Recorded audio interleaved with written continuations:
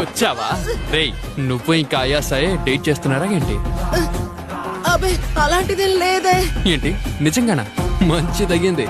సర్లే, ఆయాసకి నన్ను పరిచయం చేస్తావా? తను ఎవరు పిలిచినా పడుకుంటుందంటగా. నీతో ఎవరిలా చెప్పారు? ఎవరైతే ఏంటి, నిజం అదేగా. ఏంటి కోపం వస్తుందా? ఆయాసే గురించి ఎవరిలా నిజంగా మాట్లాడారో చెప్పు. ఏంటి నా మీదే చేయి చేసుకునేంత ధైర్యమా? శరీరా చూసుకుందాం.